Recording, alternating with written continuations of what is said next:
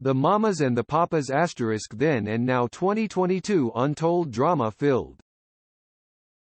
One of the most commercially successful folk rock groups of the mid-1960s, the Mamas and the Papas were known for their rich vocal harmonies as well as their unconventional appearance.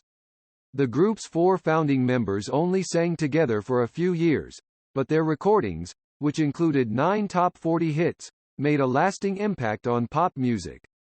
Their first single, California Dreamin', established them as part of a new Los Angeles-based hippie music scene, even though they initially came together as a folk act in New York's Greenwich Village. Few pop groups featured a combination of male and female voices, and this rare sound became a factor in the Mamas and the Papas' popularity among adults. During the early 1960s, pop music was designed primarily for teenagers. With the advent of performers like the Mamas and the Papas, who used their folk background to create complex arrangements for catchy, intelligent songs, older listeners began buying pop albums. By the time the group disbanded due to personal differences in 1968, other artists such as the Beach Boys and the Beatles were also producing more intricate music. In a relatively short time, the Mamas and the Papas managed to earn the appreciation of a substantial audience that endured for decades after they ceased singing together. The group's founder and de facto leader, the son of a Marine Corps officer, John Edmund Andrew Phillips, was born in 1935, on Parris Island, South Carolina.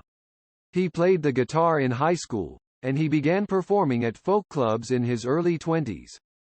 In addition to his interest in folk music, Phillips was intrigued by vocal groups with smooth harmonies such as the High Loss. He formed his own folk quartet, which evolved into the Journeymen, a trio that included Scott McKenzie and Dick Weissman. They were successful during the early 1960s as part of the urban folk revival that had begun at the end of the previous decade. While performing in San Francisco, Phillips met and fell in love with Holly Michelle Gilliam, a 17-year-old California native. They were married on New Year's Eve in 1962, and by 1964, John, Michelle, and Marshall Brickman were singing together as the New Journeymen. As the group toured, John recruited a tenor from Nova Scotia named Denny Doherty, who had previously sung with the Halifax Three. In 1965, Brickman left the group, and the 3 remaining members traveled to St. Thomas in the Virgin Islands to rehearse new songs John had written. There they were joined by a friend of Doherty's named Cass Elliott, born Ellen Naomi Cohen in Baltimore, Maryland. Doherty and Elliott had sung together as part of the Big Three, which became the Mugwumps, a group that included John Sebastian and Zal Yanowski, future founders of the Lovin' Spoonful. Later, John Phillips would mention these and other names in the song Creek Alley, which explained how the Mamas and the Papas came together. Phillips realized that folk music's popularity was waning, and his new compositions were designed for a pop act using electric instruments. After working on this material in the Virgin Islands, John and Michelle Phillips, Doherty, and Elliott went to Los Angeles, where they auditioned for producer Lou Adler of Dunhill Records. He offered them a contract, and they decided to call themselves the Mamas and the Papas. Their first single was to be Go Where You Wanna Go, until Adler changed his mind and released California Dreamin', which became a top 10 record early in 1966. It was followed a few months later by the single Monday and the group's first album, If You Can Believe Your Eyes and Ears, both of which went to number 1 on the Billboard charts. The group developed a hippie image, often wearing long, flowing robes on stage. Despite their sudden tremendous success as performers, the Mamas and the Papas were not faring well off stage. Shortly after the band was signed, John discovered that Michelle and Doherty were having an affair.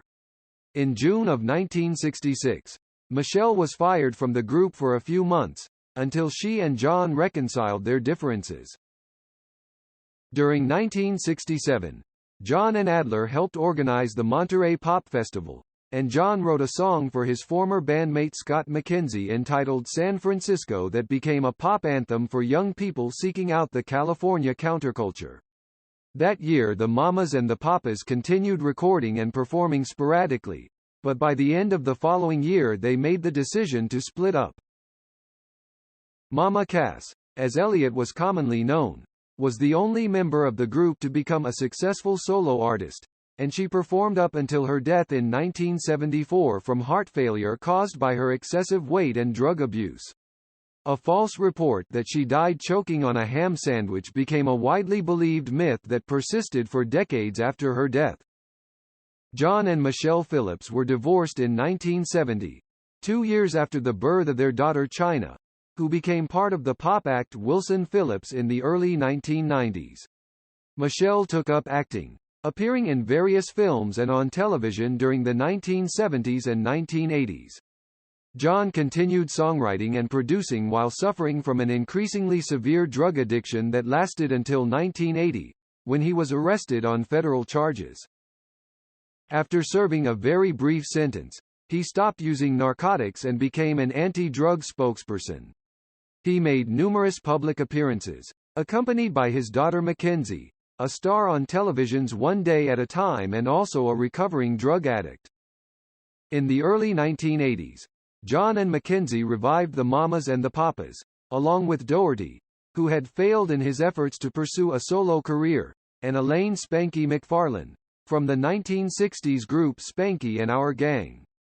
The original Mamas and Papas were inducted into the Rock and Roll Hall of Fame in 1998, as their recordings continued to demonstrate a collective vocal talent rarely found in pop music. Thank you so much for watching.